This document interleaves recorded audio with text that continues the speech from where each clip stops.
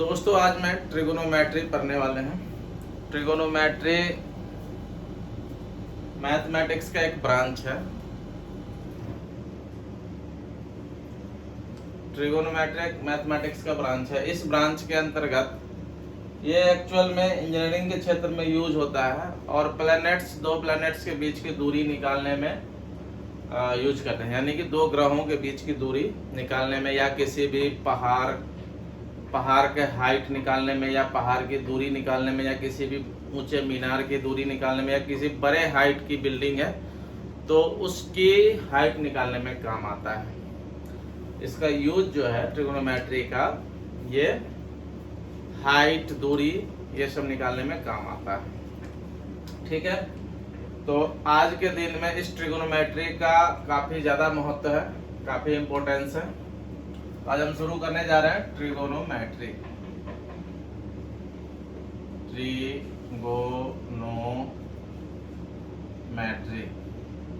ऐसे देखा है, इसको हिंदी में बोलते हैं त्रिकोणमिति।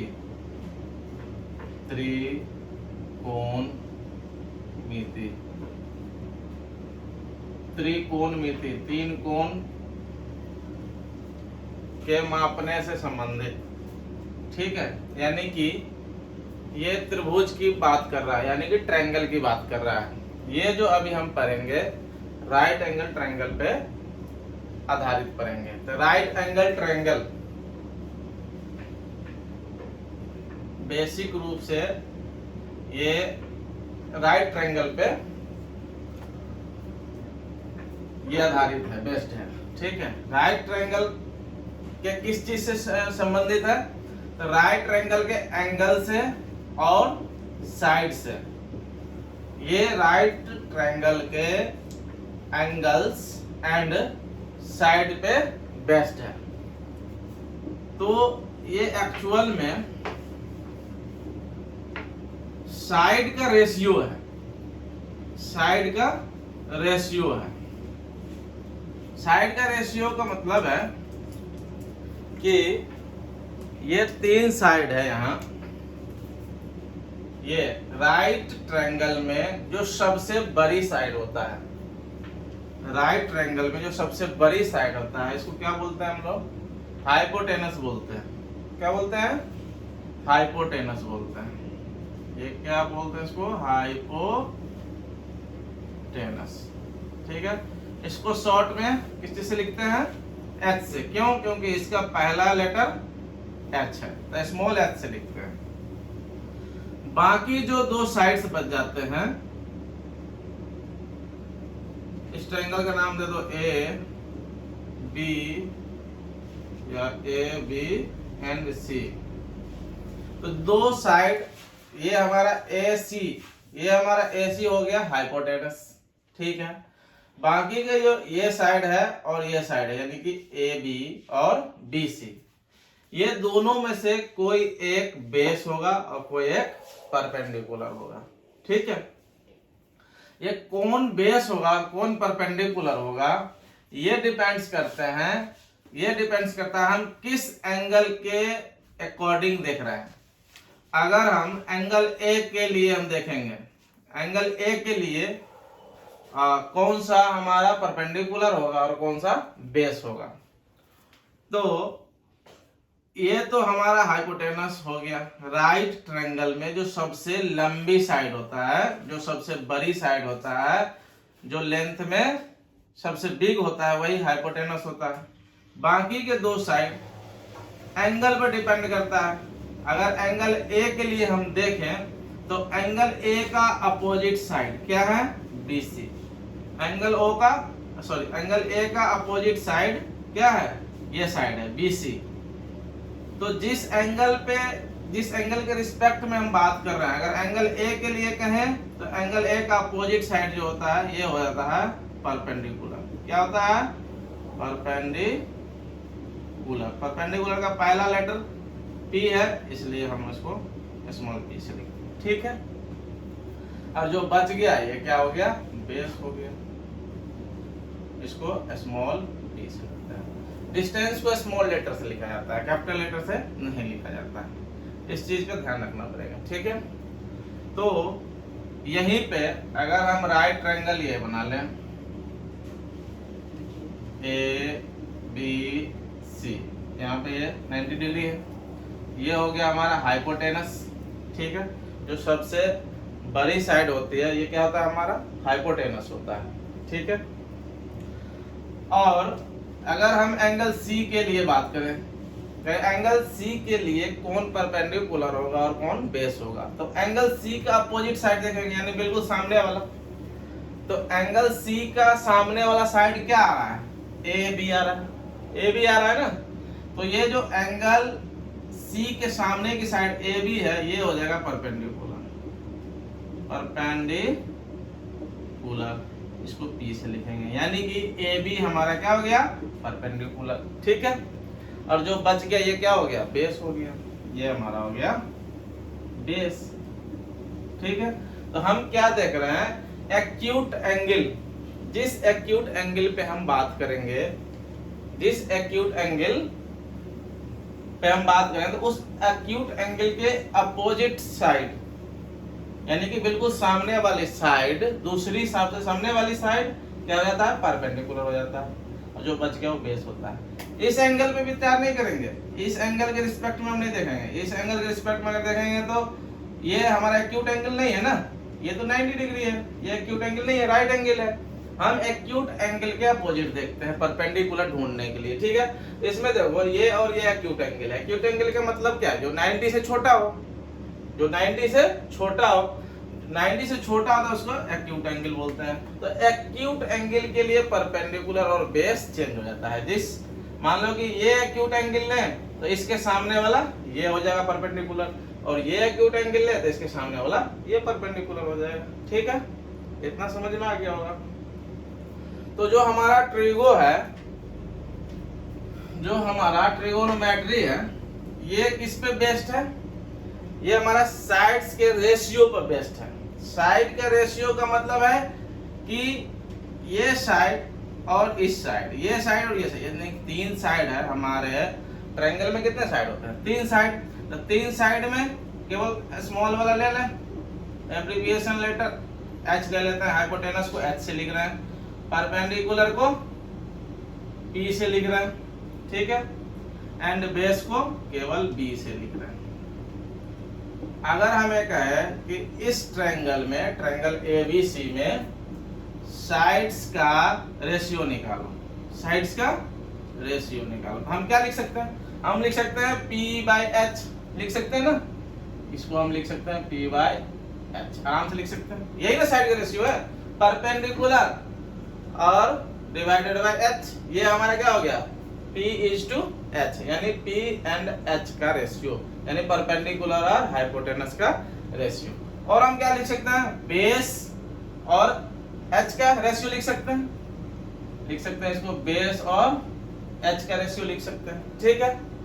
और क्या लिख सकते हैं परपेंडिकुलर और बेस का रेशियो लिख सकते हैं, परपेंडिकुलर एंड बेस का रेशियो लिख सकते हैं।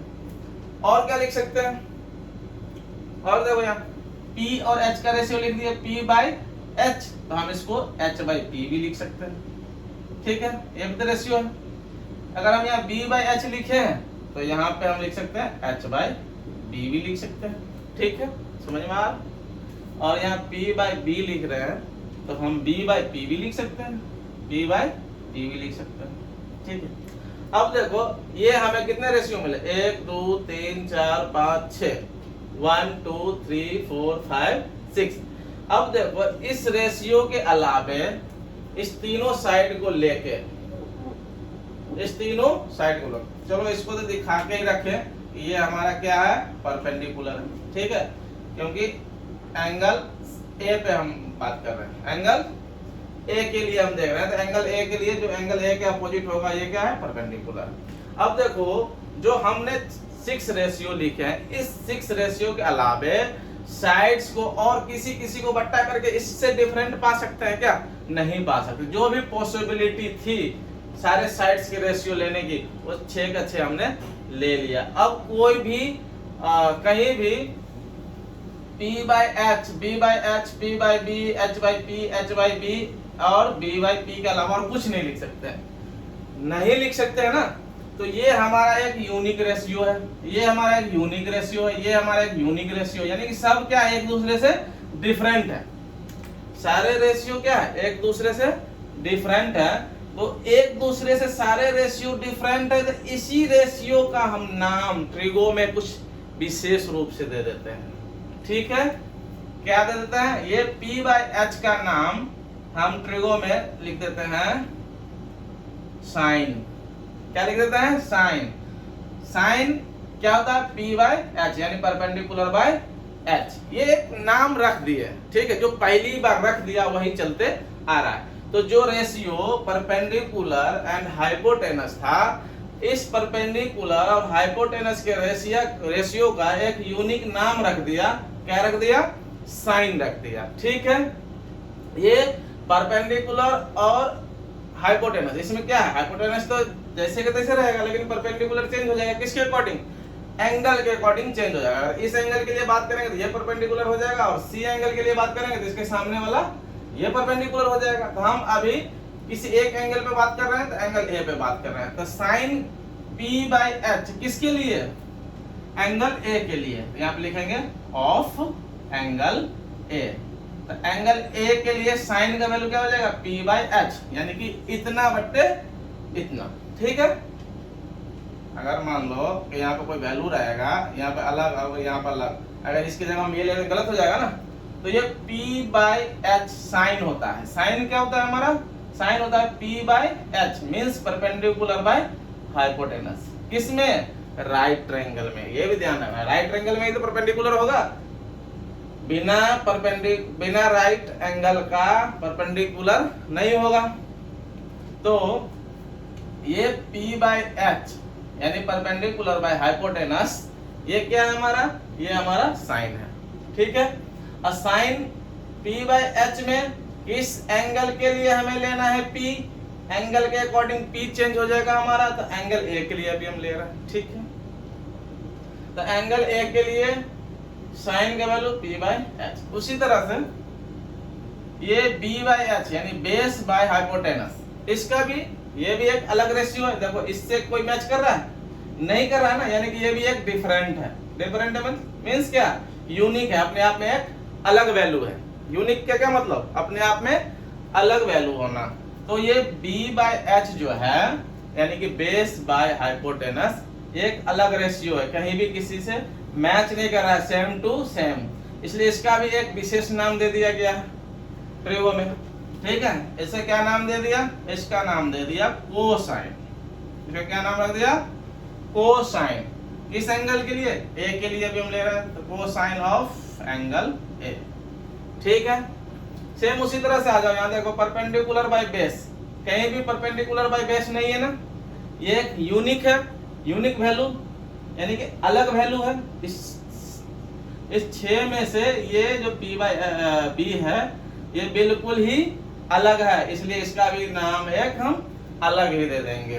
ठीक है, तो इसका नाम रख दिया है टेंजेंट। टेंजेंट किस एंगल के लिए, एंगल ए के लिए। तो ये टेंजेंट क्या होता है, P/B यानी परपेंडिकुलर बाय बेस के रेशियो को टेंजेंट बोला जाता है।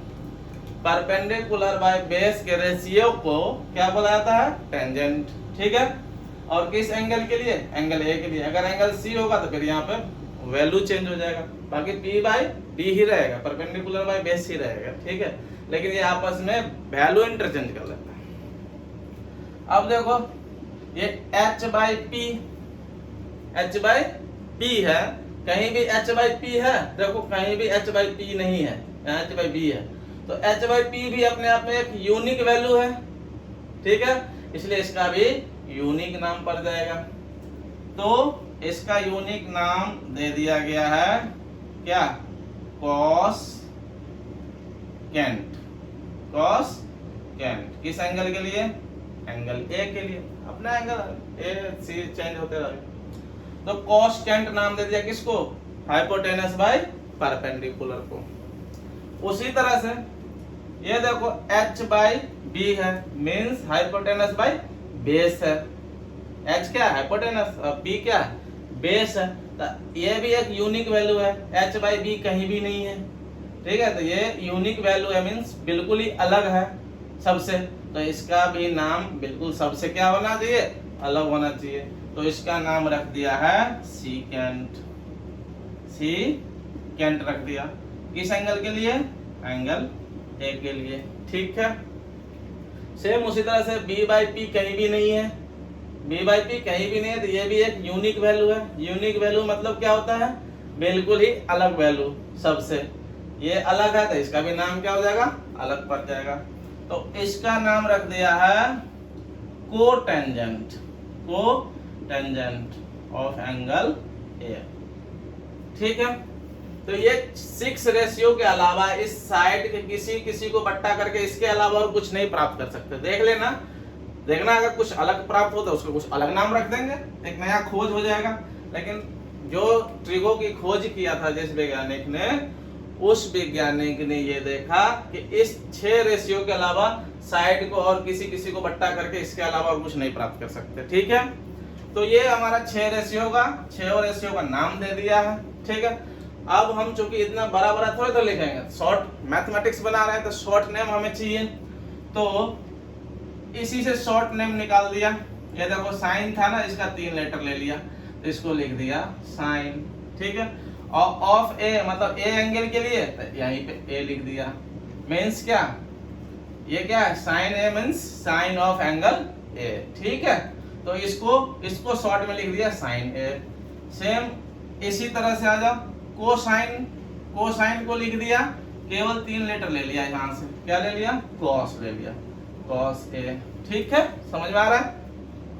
उसी तरह से टेंजेंट का शॉर्ट नाम क्या ले लिया, टेन ले लिया, तो ये हो जाएगा हमारा टेन ए, ठीक है। उसी तरह से इसमें कॉसकेंट में हमें यहां से कितना लेटर ले लिया, 5 लेटर ले लिया, तो इसका नाम दे दिया कॉसेक ए, ठीक है। फिर यहां देखो इसमें सीकेंट का नाम क्या ले लिया, 3 लेटर लेकर सेक ले लिया। जो अच्छा नाम लगा, जिस लेटर को लेने से अच्छा नाम निकल रहा हो वो लेटर लेके एक बार दे दिया है ट्रिगो खोज करने वाले ने, ठीक है। बस हम उसी को ढूंढ रहे हैं आज तक। अगर हम लोग कुछ अलग निकाल दे और हमारी बात अगर दुनिया वाले माने तो फिर लोग भूल जाएगा इसके नाम को, ठीक है। ये अननोन तो है नहीं, अब सब जान चुका है ये नाम, तो यही नाम सबको याद है। अब हम कुछ भी देंगे तो लोग मानेगा नहीं। देखो ये क्या नाम है, कोटेंजेंट है। कोटेंजेंट का इधर से 3 लेटर ले लिया, ये हो गया कोट, लिख दिया इसको, ठीक है। अब जो लिख दिया वो चलते आ रहा है, अब इसको कोई बदलने वाला है नहीं, ठीक है। तो ये हम शॉर्ट में साइन ए लिखते हैं, किसको, साइन ऑफ एंगल ए को। तो साइन ए क्या हो जाएगा, perpendicular by hypotenuse. Cos A क्या हो जाएगा, base by hypotenuse. Tan A क्या हो जाएगा, P by B. Cosec A क्या हो जाएगा, एच बाय पी। और सेक क्या हो जाएगा, एच बाय बी। कॉट क्या हो जाएगा, बी बाय पी। अब भाई ट्रिगोनोमेट्री में ये क्या है, साइड्स का रेशियो है, तो ये 6 साइड्स का रेशियो निकला। 6 साइड्स का रेशियो का यूनिक वैल्यू होता है, इसलिए इसका नाम यूनिक रख दिया 6। अब ये हमें 6 के 6 याद होनी चाहिए, क्यों, क्योंकि ट्रिगोनोमेट्री की जो पहली सीढ़ी है यही 6 रेशियो है, ठीक है। ये 6 रेशियो हमें याद हर हाल में होनी चाहिए, तभी हम ट्रिगोनोमेट्री बना पाएंगे। अगर ये 6 रेशियो याद नहीं है तो हमसे ट्रिगो नहीं बनेगा। ABCD हम जानेंगे नहीं तो बुक कैसे पढ़ेंगे। तो ये हमारा अल्फाबेट्स है ट्रिगोनोमेट्री का, ठीक है। ये 6 अल्फाबेट्स तो आपको याद रखनी पड़ेगी, जिसमें से अगर आप 3 अल्फाबेट्स याद रख लें, यानी कि ये 3 की वैल्यू याद रख लें, तो ठीक इस 3 का उल्टा ही ये 3 है। कैसे, देखो उल्टा है कि नहीं। साइन ए क्या होता है, P बाई एच, क्या यहाँ P बाई एच है, और यहाँ क्या है, H बाई P है। उल्टा है कि नहीं, यहाँ H नीचे था, यहाँ H ऊपर हो गया, यहाँ ऊपर में P था, यहाँ नीचे में P होगा, क्या हो गया, जस्ट उल्टा है। यानी कि साइन की वैल्यू किसके उल्टा है, कोसेक के, या कोसेक की वैल्यू किसके उल्टा है, साइन के उल्टा है। अगर हम कोसेक की वैल्यू लें तो H बाई P है, किसके उल्टा कर दिया, साइन को उल्टा कर दिया। साइन का वैल्यू था p बाई एच, यहाँ क्या लिख दिया h बाई p, यानी साइन के उल्टा कर दिया, साइन को उल्टा कर दिया, यहाँ पे साइन की वैल्यू को उल्टा कर दिया तो क्या मिल गया हमें कॉसेक। मींस ये हमें साइन पता हो उसको उल्टा कर दें तो किसकी वैल्यू मिल जाएगा, हमें कॉसेक की वैल्यू मिल जाएगा। ठीक है ना, साइन को उल्टा कर देंगे तो हमें किसका वैल्यू मिल जाएगा, कॉसेक की, ये इसके उल्टा। अब यहाँ देखो b बाय एच है ना, b बाय एच, और यहाँ क्या इसको उल्टा कर देंगे तो क्या हो जाएगा h बाई बी, यहाँ क्या हुआ h बाई बी, यानी कि cos को उल्टा कर दिए तो हमें क्या मिल गया है, cos की वैल्यू क्या था b बाई एच, इसको उल्टा कर दिए मतलब h को ऊपर ले गए b को नीचे ला दिए, यहाँ क्या हो गया h बाई बी, यानी कि सेक की जो वैल्यू है किसके उल्टा है, cos की उल्टा है ना, cos की वैल्यू था b बाई एच, यहाँ उल्टा कर दिया तो h बाई बी। ठीक है, यानी कि हम सेक की वैल्यू कहां से प्राप्त कर रहे हैं, cos को उल्टा करके प्राप्त कर रहे हैं, नहीं, यानी कि cos को उल्टा कर देंगे तो किसकी वैल्यू मिल जाएगा, सेक की, और सेक की वैल्यू को उल्टा कर देंगे, यहाँ पे h बाई बी है, इसको उल्टा कर दें b बाई एच तो किसकी वैल्यू मिल जाएगा, cos की वैल्यू मिल जाएगा। यानी कि साइन का उल्टा हमारा cosec है, cos का उल्टा हमारा sec है, और tan का उल्टा देखो यहाँ पर p बाई b है, यहाँ b बाई p है, उल्टा है ना।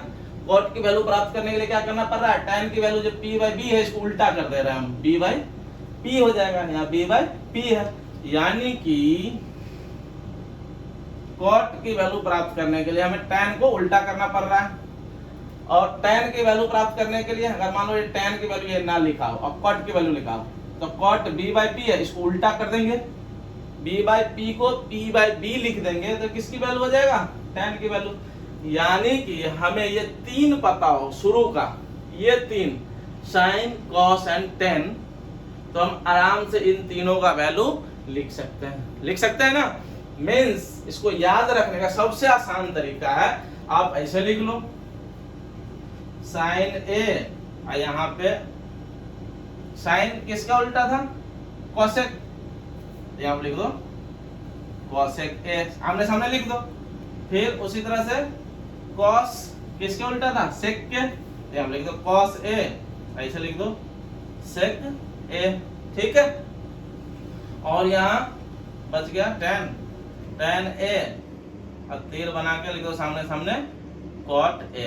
ये क्यों लिखे, इसका मीन्स है कि साइन कॉसेक के उल्टा और कॉसेक साइन के उल्टा, ये एक दूसरे के उल्टा है। अगर इसका वैल्यू प्राप्त करना हो तो इसको उल्टा कर देंगे, इसका वैल्यू प्राप्त करना हो तो इसको उल्टा कर देंगे, इसकी वैल्यू को या इसको। ठीक है, तो ये किसके बराबर हो जाएगा, इसके उल्टा के, यानी कि साइन किसके बराबर हो जाएगा, इसके उल्टा के, यानी कि साइन को हम लिख सकते हैं, किसको, साइन को, यहाँ पर नहीं लिख के यहाँ पे हम लिख दें साइन को लिख सकते हैं, साइन ए को क्या लिख सकते हैं, किसके उल्टा है, कॉसेक के उल्टा, तो 1 बाय कॉसेक ए लिख देंगे। ठीक है, उल्टा कर दिया ना, साइन ए किसके उल्टा है, कॉसेक के, अब कॉसेक को उल्टा करने का मतलब एक के बट्टा में कर देना, किसी को भी उल्टा करने का मतलब एक के बट्टा में कर देना। कहेगा 5 का उल्टा लिखो, तो ऐसा नहीं है कि 5 को उल्टा ऐसे मिरर इमेज नहीं देना, 5 के उल्टा का मतलब 1/5 होता है।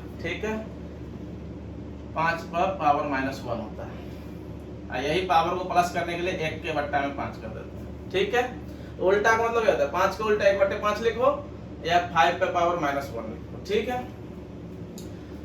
फिर ये साइन किसके उल्टा था, कॉसेक को उल्टा करने पर साइन मिलता है, तो साइन को उल्टा करने पर कॉसेक भी तो मिलेगा, तो यहाँ पे हम लिख सकते हैं कॉसेक ए बराबर क्या, साइन किसके उल्टा है, कॉसेक के, तो कॉसेक किसके उल्टा हो जाएगा, साइन के, तो साइन को उल्टा कर दो, साइन को उल्टा करने के बाद 1/sin ए लिख दिए। समझ में आ रहा होगा।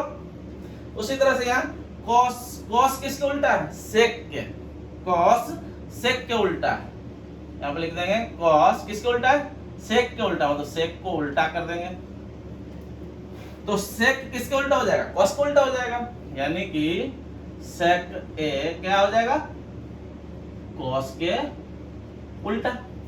सेम tan tan किसके उल्टा है? cot के। तो tan क्या हो जाएगा? 1/cot। और cot किसके उल्टा होगा? tan के। तो यहाँ पे हो जाएगा cot tan को उल्टा कर देंगे तो cot के बराबर हो जाएगा। ठीक है, ये tan है। ठीक है, आसानी से याद हो गया होगा। कोई दिक्कत? कोई दिक्कत मेरे ख्याल से नहीं होना चाहिए। ठीक है, तो हमें मेन रूप से ये हमारा जो 6 रेशियो था, इस 6 रेशियो का शॉर्ट नाम ये है। ऐसे याद रखेंगे, sin A equal to P by H, यानी perpendicular by hypotenuse, cos A equal to base by hypotenuse and tan A equal to P by B। अब हमें ये याद हो कि कौन किसके उल्टा है?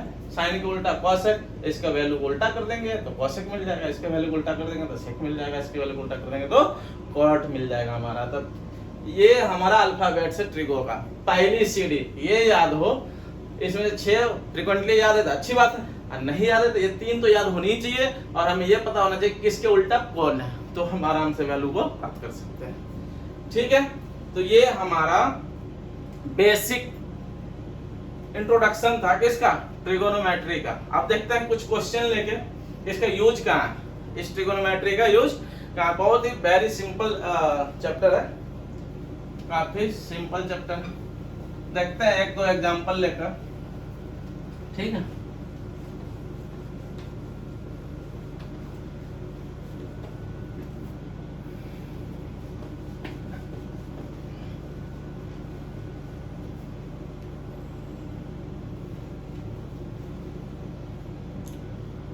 अब देखो एक एग्जांपल लेते हैं। एग्जांपल में है given tan A equal to 4/3। Example given tan A equal to 4/3। ठीक है, find other trigonometrical ratios. Find other trigonometric ratios of angle A. Angle A का ट्रिगोनोमेट्रिकल रेशियो नहीं, और tan दे दिया है, फाइंड अदर ट्रिगोनोमेट्रिकल। तो tan A दे दिया, हमारे पास कितने ट्रिगोनोमेट्रिकल रेशियो है? 6 है। 6 में से 1 दे दिया है, तो कह रहा पांचों निकालो। ठीक है, तो हम एक कोई राइट एंगल लेंगे, क्योंकि ये क्या है? राइट एंगल पे हमारा बेस्ट है, तो कोई भी एक राइट एंगल ले लिए। राइट एंगल वाला ट्रायंगल ले लिए, तो राइट ट्रायंगल इसको बोलते हैं। इसका नाम दे दो A B एंड C। ठीक है, हमें किस एंगल पे विचार करनी है? देखो tan A लिख रहा है, tan A means A angle को ध्यान में रखते हुए हमें साइड्स को निकालना है। तो एंगल A को ध्यान में रखना है, यानी कि एंगल A के रिस्पेक्ट में ये तो हाइपोटेनस हो जाएगा हमारा। क्यों? हाइपोटेनस चेंज नहीं होता। जो सबसे बड़ी साइड्स होती है, जो सबसे लंबी साइड होती है, जो बिग साइड्स होता है, वही क्या होता है? हाइपोटेनस। बाकी बच गया परपेंडिकुलर एंड बेस, तो अकॉर्डिंग टू एंगल चेंज होता है ये। तो देखो एंगल ए के लिए कह रहा है, तो एंगल ए के सामने वाली साइड कौन है? ये BC। तो ये हो जाएगा हमारा परपेंडिकुलर। जो ए का अपोजिट साइड है क्या है? वो BC है, और यही हो जाएगा हमारा परपेंडिकुलर। ये H है, ये P है, तो ये क्या हो जाएगा हमारा? B हो जाएगा। अब देखो tan होता क्या है भाई? tan जो होता है solution, tan A equal to दिया है 4/3, और tan किसका रेशियो होता है भैया हमारे? तो tan जो होता है वो परपेंडिकुलर एंड बेस का रेशियो होता है। ठीक है, tan किसका रेशियो होता है? परपेंडिकुलर एंड बेस का रेशियो। इसका मतलब है कि परपेंडिकुलर और बेस का रेशियो ये 4/3 है। मींस P का वैल्यू ये और B की वैल्यू ये एग्जैक्ट वैल्यू नहीं है। रेशियो क्या होता है, कट कुट के निकाला हुआ चीज होता है। जैसे कि 20/16 ये हमारा एक्चुअल वैल्यू है 20 cm और ये 16 cm। ये cm से cm गया। और इसको देखो कॉमन फैक्टर क्या है, किससे कट रहा है, 4 के टेबल में दोनों आ रहा है, तो 4 5 जा 10 20 एंड 4 4 जा 16। क्या निकला हमारा 5/4। और 5/4 जो निकला है ये क्या है, कॉमन वैल्यू कट के निकला हुआ चीज है। किसका, ये 20 और 16 का। तो एग्जैक्ट वैल्यू तो 20 और 16 था ना, जो कॉमन था वो कट चुका है इसमें से, यानी कि कुछ कॉमन इसमें रहा होगा, मान लो k है, ठीक है। और हमें 20/16 पुराना हो तो k के वैल्यू क्या रखना पड़ेगा, किससे काटे थे, किस टेबल से, 4 से, तो k का वैल्यू 4 रख दें, तो 5 × 4 और बट्टे में 4 × 4 कितना हो जाएगा, 5 4 जा 20 और 4 4 जा 16। फिर वही आ गया ना, यानी कि कॉमन वैल्यू 4 के टेबल से यहाँ काटे थे, अगर 4 के टेबल से गुना कर दे दोनों को, फिर हमारा वही वैल्यू आ जाता है, यानी कि कॉमन वैल्यू काट के रेशियो लिखा होता है। तो कहीं भी अगर 5/4 लिखा है, इसका मतलब क्या है कि वैल्यू कुछ एग्जैक्ट अलग रहा होगा, उसमें से हम कॉमन वैल्यू को, कॉमन मल्टीपल को काट रखे हैं, कॉमन मल्टीपल को इसमें से काट के ये रेशियो दे दिया है। यहीं पे देखो 4/3 लिखा है, इसका मतलब कि एग्जैक्ट वैल्यू कुछ और रहा होगा, उसमें से जो कॉमन मल्टीपल था उसको काट दिया, जो कॉमन फैक्टर था उसमें से हम काट दिए हैं, और ये 4/3 निकला हुआ है, तो कुछ ना कुछ रहा होगा। तो इसको हम लिख देते हैं 4k, जो कॉमन रहा होगा 4k/3 के लिख देते हैं, ठीक है। मीन्स k की वैल्यू अगर हमें पता चल जाए कि क्या था इसका कॉमन वैल्यू, अगर हम कॉमन फैक्टर हमें पता चल जाए तो कॉमन फैक्टर से गुना कर देंगे, तो इसका एग्जैक्ट वैल्यू निकल जाएगा किसका, p का और b का। हमें पता नहीं रेशियो ही है, तो k मान लिया है इसमें कि k काट रखे हैं दोनों में से, तो ये 4k/3k, यानी कि p की वैल्यू हो गया 4k और b की वैल्यू हो गया 3k, ठीक है। यानी कि देखो यहाँ p की वैल्यू क्या है 4k और b की वैल्यू है 3k, तो p के जगह पर क्या लिख देंगे 4k, p के जगह पर क्या लिख देंगे 4k, एंड b के जगह क्या लिख देंगे 3k, तो b हमारा ये हो जाएगा 3k। अब देखो हमें चूंकि निकालना क्या है भाई, जो बचा हुआ ट्रिगोनोमेट्रिकल रेशियो है sin a, cos a, tan a, tan तो दिया हुआ है, tan दिया हुआ है हमें, sin cos tan तो दिया हुआ है। अब ये बच गया cosec a, फिर बच गया sec a और बच गया cot a, यानी कि इस सब का वैल्यू हमें निकालना है। तो sin होता है क्या है भाई, ये होता है परपेंडिकुलर बाय हाइपोटेनस का रेशियो। cos क्या होता है, cos होता है हमारा बेस बाय हाइपोटेनस का रेशियो। cosec क्या होता है, sin का उल्टा होता है, cosec क्या होता है sin का उल्टा, sin है p/h, ये हो जाएगा h/p, ठीक है। sec किसका उल्टा था, cos का उल्टा sec होता है, तो cos है b/h, तो ये हो जाएगा h/b। और ये cot किसका उल्टा होता है भाई, tan का उल्टा, तो tan का वैल्यू तो दे ही रखा है, कितना 4/3, तो इसको उल्टा कर देंगे तो क्या हो जाएगा ये 3/4, इसका वैल्यू तो हमें वैसे ही मिल गया, वैसे लिख दो ऐसे। ये होता है p/b, तो ये हो जाएगा b/p। अब b/p हो जाएगा, तो देखो b और p तो यहाँ दिया हुआ ही है, b है 3k एंड p है 4k, तो ये काट दो, क्या निकल गया 3/4। ये तो हमें tan दिया हुआ था, इसको उल्टा कर दिए तो हमें निकल गया cot का रेशियो, ठीक है, ये साइड्स का रेशियो बच गया। इधर देखो h वाले सारे h वाले बच गया, h की वैल्यू तो हमें पता नहीं है, तो h की वैल्यू नहीं पता है, तो बाबा पाइथागोरस ने हमें p b और h में एक रिलेशन देके गए हुए हैं, ठीक है। तो पाइथागोरस बाबा के थ्योरम के अकॉर्डिंग क्या होता है, ये होता है h² = p² प्लस b² होता है ना, तो ये h² = p² प्लस b², हमें h की वैल्यू निकल जाएगा, यहाँ से क्या हो जाएगा h² = p², की कितने है भाई 4k, तो 4k का स्क्वायर प्लस b² b कितना है 3k, तो ये हो जाएगा 3k का स्क्वायर, समझ में आ रहा है? कहीं भी कोई प्रॉब्लम हो रोक देना भाई। एच स्क्वायर इक्वल टू, अब देखो 4k² यानी कि 4 का भी स्क्वायर है और k का भी स्क्वायर है, तो 4 का स्क्वायर क्या हो जाएगा? 4 4 जा 16 और k का स्क्वायर k² प्लस 3 का स्क्वायर 3 3 जा 9 k का स्क्वायर k²। अब ये देखो 16k² प्लस 9k² कितना हो जाएगा भाई? 25k²। इधर h²। अब h की वैल्यू हमें निकालना है ना कि h² की। क्या लिख सकते हैं इसको? इसे लिख सकते हैं h² इक्वल टू, इधर स्क्वायर है इधर भी स्क्वायर के फॉर्म में लिख दो, ये 5k का स्क्वायर लिख सकते हैं। 25 को 5 का स्क्वायर, k को k² को k का स्क्वायर, तो 5k का स्क्वायर का मतलब क्या? 5 का स्क्वायर 25, k का स्क्वायर k², तो 25k² हो गया। अब देखो एक एक्सपोनेंट्स का रूल होता है कि पावर यदि सेम हो, यानी कि a पर पावर m हो इक्वल टू b पर पावर m हो, यानी पावर सेम हो तो इसका बेस भी सेम हो जाता है, यानी कि a इक्वल टू b हो जाता है। अब यहाँ देखो इधर भी स्क्वायर है इधर भी स्क्वायर है, तो पावर क्या है? सेम है, तो इसका बेस भी क्या हो जाएगा? सेम हो जाएगा, यानी कि h इक्वल टू क्या हो जाएगा? 5k हो जाएगा।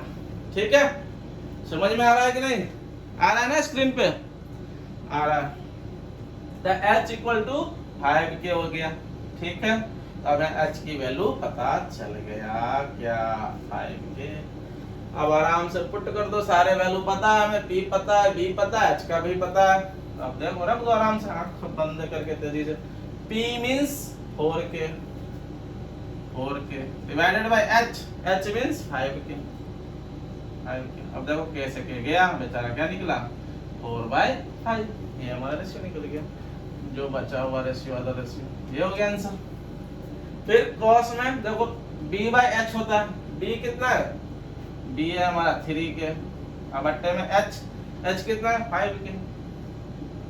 k से k गया, ये कितना निकला? 3/5। ये रेशियो निकल गया, बेस एंड हाइपोटेनस का रेशियो। अब देखो कोसेक h/p, h कितना है? 5k, अब p कितना है? 4k। 5k divided by 4k कितना? 4k ना, k से k गया, 5/4 निकल गया, ये हमारा आंसर है। अब लास्ट बच गया सेक a। सेक क्या होता है? h/b। h की वैल्यू है 5k एंड b की वैल्यू है 3k। k से k गया, बच गया 5/3k, हो गया आंसर। ये भी आंसर निकला हुआ। तो ये हमारा आंसर 10 दिया हुआ था, बाकी जो हमारा ट्रिगोनोमेट्रिकल रेशियो 5 बचता है वो 2 4 5 निकाल दिए। ठीक है, वेरी सिंपल, ये चैप्टर सबसे आसान है। ठीक है, एक एग्जांपल और ले लेते हैं, काफी सिंपल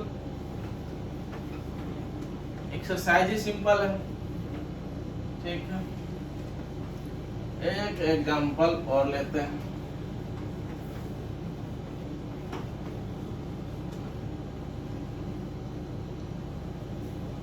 जो कुछ क्लियर हो जाए। ठीक है, दूसरा एग्जांपल ले रहे हैं, कंसीडर ट्रायंगल ABC।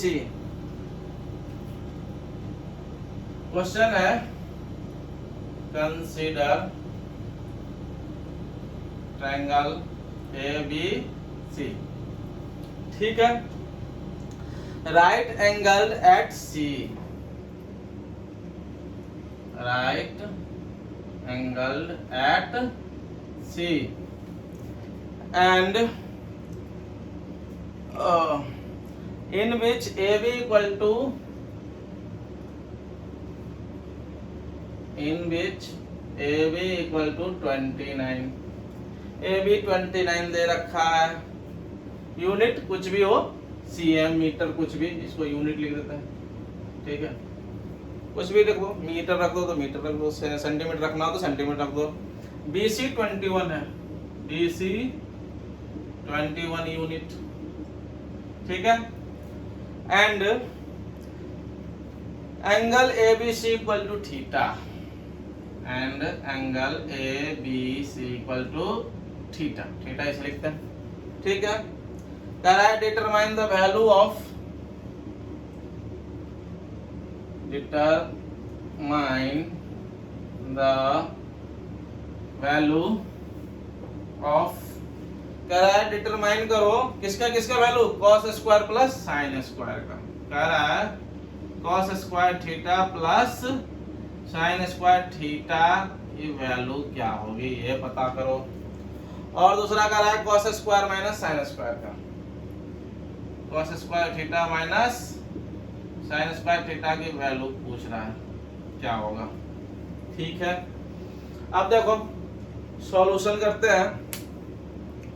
तो इसमें इंक नहीं है। कह रहा है कंसीडर, विचार करो ट्रायंगल एबीसी पे। कह रहा है एक ट्रायंगल लो, तो हम ट्रिगोनोमेट्री पढ़ रहे हैं, तो ट्रिगोनोमेट्री में जो ट्रायंगल खींचेंगे किस तरह का ट्रायंगल खींचेंगे भाई, राइट ट्रायंगल खींचेंगे, यानी कि एक एंगल 90 डिग्री का होना चाहिए। ठीक है, कह रहा है कंसीडर, विचार करो ट्रायंगल एबीसी पे। ट्रायंगल एबीसी पे विचार करो जिसमें क्या है, राइट एंगल एट सी। राइट एंगल कहाँ पे बनाया है, सी पे। तो राइट एंगल कहाँ है भैया, 90 डिग्री कहाँ है, यहाँ है, तो इसका मतलब सी यहाँ होगा। बाकी दोनों किसी भी कोने पे ए और बी रख दो, ए और बी रख दो। ठीक है, रख दिया। कह रहा है इन विच ए बी इक्वल टू 29, कितने में भैया, ए बी यहाँ पे, तो ये हो गया 29। यूनिट कुछ भी रख दो, यूनिट में कुछ भी रख सकते हैं। यूनिट क्या, यहाँ पे सेंटीमीटर, मीटर, किलोमीटर, जो मन हो सब रख। ठीक है, और BC का रहा है 21, कितने हैं BC, B से लेकर C तक है 21 यूनिट। अब देखो हमें ये हाइपोटेनस है, राइट एंगल ट्रायंगल में ये हाइपोटेनस है, और कह रहा है एंगल ABC, क्या कर रहा है भैया, एंगल ABC थीटा है। जो बीच वाला होता है ना वो एंगल कंसीडर होता है। एंगल ABC मतलब क्या, A और C के बीच में जो एंगल बना है, A और C के बीच में जो एंगल बनता है उसको लेते हैं। तो A और मतलब A से C तक जाने में, ऐसे देखो A से B होते हुए C तक जाने में कौन सा एंगल बनता है, तो B एंगल। A से B होकर, A से B होते हुए C तक जाने में, A से B होते हुए C तक जाने में कौन सा एंगल बन रहा है, A से B होते हुए C तक जाने में कौन सा एंगल बन रहा है, ये एंगल बन रहा है ना। एंगल ABC का मतलब है कि एंगल A से B होते हुए C तक जाने में, पॉइंट A से B होते हुए C तक जाने में कौन सा एंगल बन रहा है, A से B होते हुए C तक जाने में, A से B होते हुए C तक जाने में एंगल क्या बन रहा है, बीच में क्या मिला हमें, यही मिला ना, तो ये थीटा है। मीन्स कह रहा है कि इस एंगल पे विचार करते हुए हमें इसकी वैल्यू पता करके बताओ। ठीक है, मीन्स यहाँ पे थीटा है, इसका मतलब है कि एंगल B पे विचार करते हुए। ठीक है, एंगल B के जगह क्या लिख दिया, थीटा लिख दिया। तो इसके सामने वाला क्या हो जाएगा हमारा, ये परपेंडिकुलर हो जाएगा ना। B के अपोजिट यानी थीटा के अपोजिट साइड कौन है, ये है AC, तो ये हो जाएगा परपेंडिकुलर। ये तो हमारा हाइपोटेनस है, ये क्या हो जाएगा, बेस हो जाएगा। अब हमें चूंकि साइन लेना है, और साइन में क्या आता है, P बाय H आता है, यानी परपेंडिकुलर बाय हाइपोटेनस। तो हमें परपेंडिकुलर चाहिए ना इसको सॉल्व करने के लिए, तो परपेंडिकुलर तो पता ही नहीं है। तो हमें बाबा ये पाइथागोरस जी हमें दे के गए हुए हैं क्या, पाइथागोरस के अकॉर्डिंग हमें क्या पता है, h² इक्वल टू, यानी लिखते हैं, एच स्क्वायर इक्वल टू क्या होता है, P square plus B square, यानी कि जो हाइपोटेनस का स्क्वायर होता है वो परपेंडिकुलर के स्क्वायर प्लस बेस के स्क्वायर के इक्वल होता है। अब देखो ये 29, एच क्या है, एच की वैल्यू 29, तो ये 29 का square equal to P square, P तो पता ही नहीं है, प्लस बी स्क्वायर, बी 21 है, तो 21 का स्क्वायर। अब देखो 29 का स्क्वायर कितना हो जाएगा भाई, याद है किसी को? 29 का स्क्वायर का मतलब क्या होता है, 29 इंटू 29, 29 और 29 को गुना कर दो, कितना हो जाएगा, 9 9 जा 81, कैरी 8, 9 2 जा 18 और 8 कितना जा 26, और ये कितना हो जाएगा 1 4 8 4 1 8 4 1 equal to P square plus ये देखो 21 का स्क्वायर किसी को याद हो, हमें तो याद है 441 होता है, ठीक है। अब देखो इधर प्लस में हमें पी का वैल्यू निकालना, पी को इधर ही रखो, इसको इधर ले आओ, तो 841 में से घट गया कितना 441, उधर बच गया पी स्क्वायर, 8 से 41 में से 4 से 41 गया, कितना बच गया 400 इक्वल टू पी स्क्वायर। अब 400 को क्या लिख सकते हैं, इसको 20 का स्क्वायर लिख सकते हैं ना। अब देखो दोनों का एक्सपोनेंट सेम है, यानी कि पावर सेम हो दोनों तरफ, यदि पावर सेम हो तो बेस भी क्या होता है, सेम हो जाता है, यानी कि p इक्वल टू क्या हो जाएगा 20 हो जाएगा, ठीक है, हो गया ना। तो ये p की वैल्यू हमें 20 मिल गया। आंख बंद करके अब यहाँ पे वैल्यू पुट कर दो, कहाँ पे, इसकी वैल्यू निकालना है ना इसको क्वेश्चन नंबर 1 मानो, इसको क्वेश्चन नंबर 2 मानो। ये है हमारा cos square theta plus sine square theta. अब वैल्यू पुट करो, देखो यहाँ cos थीटा का स्क्वायर है, cos स्क्वायर थीटा का मतलब cos थीटा का स्क्वायर, यानी cos थीटा का जो वैल्यू होगा उसको स्क्वायर कर देंगे, ठीक है ना। तो ये थीटा यह दिया हुआ था ना कि एंगल थीटा पर विचार करते हुए हमें सब कुछ काम करना था, तो थीटा यहाँ ले लिया, थीटा के सामने वाला परपेंडिकुलर।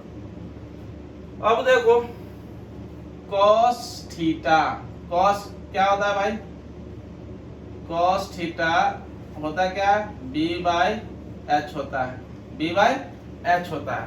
तो cos थीटा का वैल्यू, cos का b बाय h का है, b हमारा ये है और h ये है, तो 21 बाय 29, तो ये cos थीटा का वैल्यू क्या हो जाएगा 21 बाय 29। यहाँ स्क्वायर है तो क्या दे देंगे, यहाँ स्क्वायर, प्लस है तो प्लस, ठीक है। साइन थीटा, साइन होता क्या है p बाय h होता है, साइन क्या होता है p बाय h, साइन किसका रेशियो होता है, p और h का रेशियो होता है, तो p है 20, h है 29, तो 20 बाय 29, ये है 20 बाय 29 इसका स्क्वायर, ठीक है। समझ में आ रहा हो, कोई दिक्कत होना नहीं चाहिए। ये 21 का स्क्वायर का मतलब क्या, 21 का स्क्वायर 441 डिवाइडेड बाय 29 का स्क्वायर कितना 841।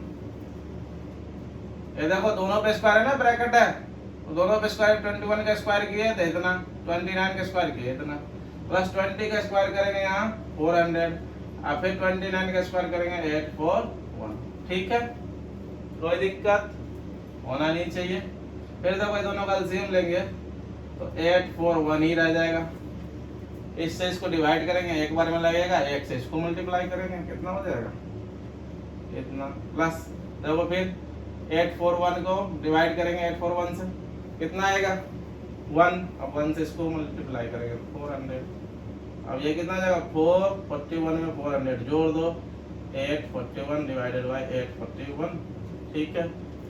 अब ये 841 से 841 गया, कितने बार में, एक बार में, कितना वैल्यू आया 1, यानी कि इसकी वैल्यू कितना आया 1 आया, यही हमारा क्या हो जाएगा आंसर। अब सेम देखो यहाँ cos theta minus cos square theta minus sin square theta, इसकी वैल्यू निकालना है, यानी क्वेश्चन नंबर 2 में है cos square theta minus sin square theta. ये cos स्क्वायर थीटा का वैल्यू हम यहाँ निकाल ही चुके हैं, कितना ये आ जाएगा हमारा cos स्क्वायर थीटा। तो cos स्क्वायर थीटा यही था ना 21/29 का स्क्वायर। अब यहाँ माइनस है तो माइनस देंगे। Sign square theta, sign square theta का वैल्यू कितना है 20/29 का स्क्वायर। ये इसको स्क्वायर करेंगे, सेम वैल्यू आएगा जो यहाँ है -400 डिवाइडेड बाय 841। ठीक है, समझ में आ रहा होगा। अब एलसीएम लेंगे, ठीक है, इतना माइनस इतना हो जाएगा ना 441 माइनस 400। अब देखो 441 में से 400 जाएगा, कितना हो जाएगा 41 डिवाइडेड बाय 841। कुछ कट सकता है क्या? नहीं कर सकता। तो नहीं कर सकता है तो ये 41/841 इसका वैल्यू हो गया। देखो केवल प्लस और माइनस करने से कितना अंतर हो गया। यहाँ प्लस था तो उसी का वैल्यू 1 आया, यहाँ माइनस कर दिया उसका वैल्यू इतना ज्यादा आ गया। ठीक है, तो ये दो एग्जांपल हमने ले लिया। ये इंट्रोडक्शन था ट्रिगोनोमेट्री का। अब हम एक्सरसाइज 8.1 पे जाएंगे तो तरह तरह के क्वेश्चन थोड़ा सा चेंज होके मिलेगा, उसको सॉल्व करेंगे। तो आप जो है एक्सरसाइज पे जाने से पहले सबसे पहले आप इसको जो ट्रिगोनोमेट्रिकल रेशियोज है 6 उसको याद करें, उसमें से 3 याद कर ले, कौन किसके उल्टा होता है ये याद कर ले तो काफ़ी आसान हो जाएगा। और एक्सरसाइज में कोई जान है नहीं, बहुत वेरी सिंपल तरीके से बन जाएगा। ठीक है, मिलते हैं नेक्स्ट वीडियो में, तब तक के लिए धन्यवाद, थैंक यू।